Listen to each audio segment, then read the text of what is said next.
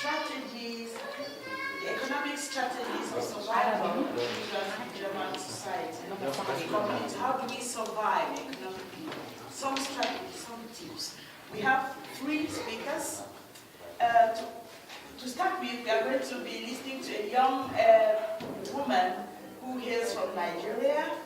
She's a writer. She has a diploma in sociology, and in fact, she is going to give her idea of tips on how to survive economically. Secondly, we are going to be listening to a young gentleman who has a dual nationality he's both a German and a Togolese. And we are going to be listening to him. He has the experience of surviving, not just as a Togolese, but then as a German, because he actually works with the Scratch team here in Mülheim. We are going to be listening to him as well. And last but not least, we are going to be listening to another young lady from Ghana. She's Augustina Nyako, and she has the experience as a nurse. She's been a nurse in Ghana. She's also has a degree in psychology, and she's also interested in theater, and she actually in design. She has such a multitask person that it's interesting listening to her. So we are going to be listening to these 3 persons, and I think we should just go immediately into our into their presentations. After that, there's going to be a round of discussion, and we are going to go on with that. Thank you. So, Esther?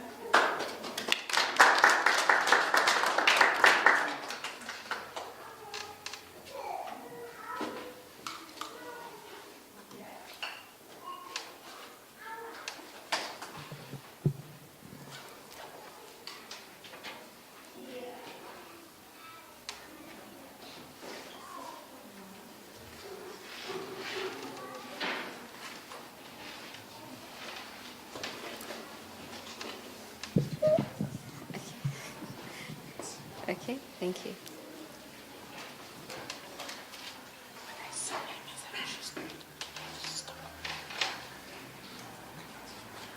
Good afternoon, ladies and gentlemen. Today I will be speaking on business strategies for foreign startup in Germany or probably wherever you believe in. Okay, as you can see, that's my friend SpongeBob. And like SpongeBob, so many people have wonderful new business ideas, and all they see at the beginning are the profits and not the process. But I need you to know that it takes more than enthusiasm to grow a business to profitability. Therefore, I will be talking a bit on a few things you need to put into consideration before you start your new small business on a small scale venture. Number 1, you need to ask yourself, my new business idea, is this solving a problem? Because your new business idea has to help solve a problem. Because we live in an era whereby people will buy your product or service if it can solve their unanswered questions.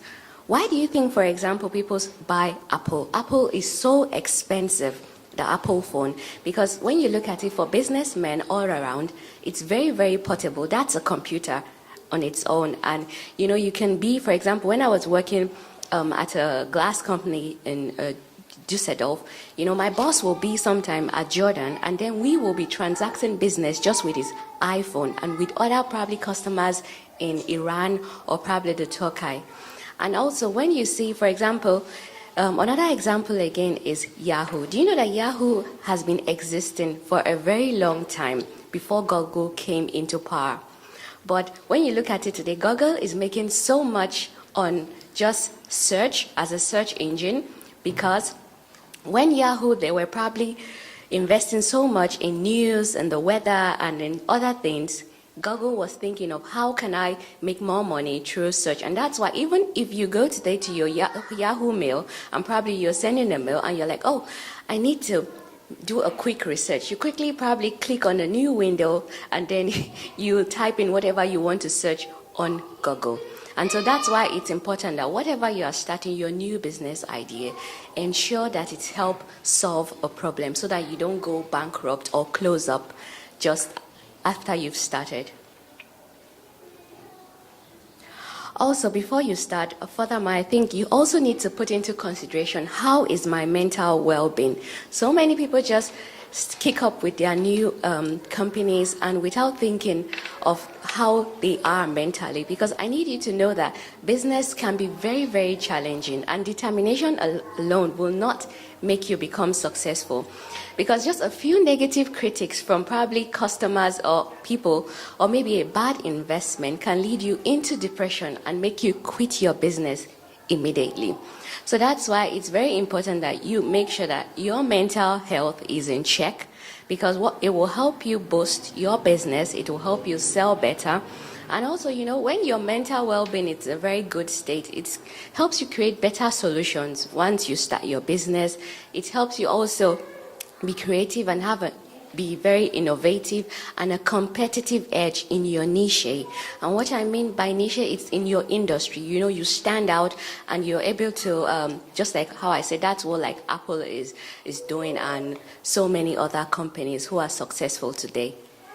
So my suggestion on how to do that, because so many people might feel, how can I work on my mental health?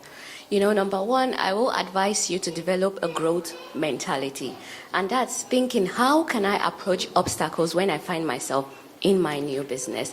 For example, you can imagine you probably opened a new donor shop in Essen Altenessen, and probably the first 6 months you have so many black customers coming to purchase your donor, your palm donor and things like that, and all of a sudden it decreases, and then you're like, oh God, how am I going to, what's happening? I'm not having so much turnover. And then you now have to don't think of where your weaknesses are, but think of, how can I improve on this? What's my new recipe? So you can probably do a research and say, okay, I think the blacks love plantain. And so you can come up with something like a plant donor. So you can have your palm donor and your plant donor. And that's the plantain. Most of Africans probably know that. That's like probably an idea with probably someone who is a donor person that finds himself in such area can come up with. And it's also very important that you have a positive affirmation and stick to it. Most people will say, positive affirmations they are not so realistic. They are. What do you think about when you look at Muhammad Ali? Have you noticed that every time he's about going into boxing, he's always like, I'm the best, I'm the best. He's like, talking. And what does that do? That uplifts his spirit. And so that's why it's very important. For example, when I started writing, so many people were like, Esther, don't write. I have a lot of white friends that told me, don't write, nobody will buy your book because you're black. Yes, I live in a surrounding whereby my color is not really so favorable. But you know what? I don't give a damn. I just tell myself, I stand in the mirror, I say, Esther, you know what? You will just keep on writing. And I tell myself, I said, it doesn't matter whether my color or my environment doesn't help me succeed, but I know that if I work not just harder but smarter, I know that I will definitely dominate my niche. And I thank God that I am probably doing that gradually every day. So, and also I tell myself something that works for me, again, another affirmation is, I tell myself every time, because procrastination is a thief of time. And you should also know that. Sometimes I'm lying down on my couch and I'm like, Esther, you need to do this now. But you're so tired and being lazy. And so that's why because procrastination will steal your opportunities for tomorrow. What you have to do now, if you don't do it today, then you will not achieve that tomorrow. So that's why it's very important that you choose positive affirmations that work for you. And also learn to write things down. What happens when you write things down? It helps you to follow your goals till the end. People say, no, I'll keep it just digital. Sorry, but digital doesn't really always help because you will forget. What happens when you place your stick notes on your table before you go home the day before? Once you enter your office the next day, you will see your stick note, because if your mobile phone gets missing, then you don't know probably you don't know which customer you have to call the next day or things like that. And it will also build your marketing strategy because it will help you follow up your customers. You know, when I was in the marketing department, I had this strategic board whereby every day I knew, okay, I had to call so many customers in UK, and it just helped me to follow people up, and at the end I achieved my goal. Also it's very important that you have a routine that you do which will help you probably before starting any tedious work. For example, you can practice stretching or do a quick workout sessions, and this will boost your chance of finishing your tasks. Another thing I think you need to put into consideration is have a business plan. Don't just say, I will just have it in my head and leave it like that. Wrong. Have a business plan, because your business plan is the foundation of your business. It gives you a better chance of raising capital, because when your business becomes very successful to a particular level, you might meet investors who are interested in your business. And when they sit down with you in a room, they won't just say, just that. They will ask you, hello, mister, can we see your business plan? And so nobody is going to finance your business without seeing a business plan. And it helps you to have a structure, and then you can grow your business around it. It helps you to start, and it helps you also to manage your business plan.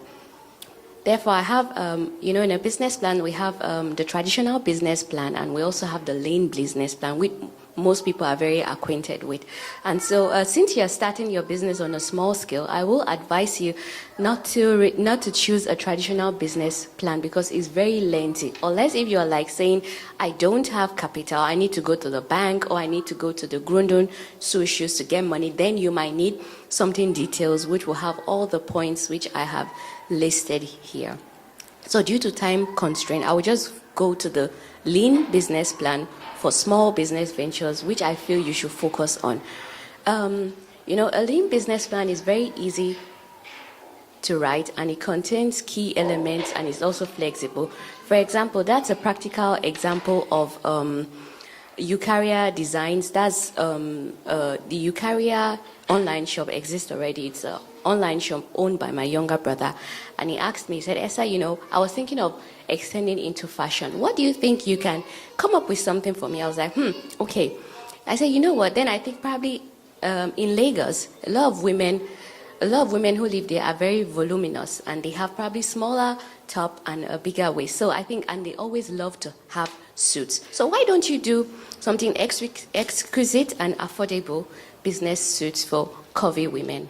And I was like, okay. And when you look at my lean business plan, you will see the problem, which means most curvy women find it difficult to find a complete suit that fits them perfectly. And so our solution is you send your measurement to our online shop with your favorite color, or you come to probably where the shop is in Lagos, and then we'll design a work-ready suit for your size. And it's very affordable. And so those are our targets, the sales channel, the competition, marketing. And so your small lean business plan, that's all what it needs to have. And like this, it's flexible because you can always work around it.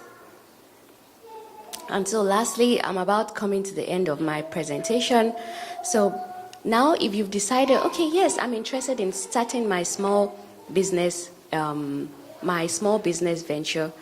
number one, I would advise you invest with your capital, because if you lend money from the bank, it might take you the first year or the first 2 years of your company when you start. All your profits or your turnover will be used in paying back these debts. And so then you ask yourself, why the hell did I even start this company in the first place? So it's very important that you prepare yourself beforehand and make sure you start saving up now and start your small business venture with your capital. Also, it's very important that you should brand yourself. Know that you are a brand. Branding is more than having a logo. You are unique, and then you need to build your business around it. Be innovative. Don't be afraid to be bold. Stand for what you believe in. Be very strategic, and being strategic will place you ahead of your competitors. I mean, being strategic is pushing your cognitive thinking, your brain to a level, to a limit out of your comfort region, whereby you start thinking in a different way and you start thinking outside the box, and this will help you, your business to become successful at the long run. Also, market your business and be consistent. Note down your ideas, like I've said before, and expand around them. Do your competitive analysis. And, you need to find what void is missing, what were the probably mistakes that successful business people in my industry made. That how can I, use their mistakes to find solutions for myself to help my business become better. Never launch your business without a market survey. Test prices, new products, go to fairs, and make sure you display your things there for people and see how do people react to this new thing that I've brought up on the market. And thereby you will also know who your targets are. And if you probably need small guidance starting your small business, you can contact Celine von Wallenberg. She's a colleague of mine who lives in Frankfurt, a business strategist like me, and also Siobhan Gaylor, who lives in California, and you can speak to them online, and they'll be ready to help you. Joanne Fontagy, she's also a business lady that has a vegan restaurant, also a very young woman in Essen, and she's very, very talented. And lastly, I would like to advise you that never isolate yourself. You need to know that there is no particular formula for business. Anybody telling you, 1 + 1, then you'll be successful, that's a lie. Get yourself to connect to successful people and pick up different elements from them. Piece these things together and form a strategy that will work for you. And I need you to know that you will never experience growth if you are not ready to move out of your comfort zone. Thank you very much.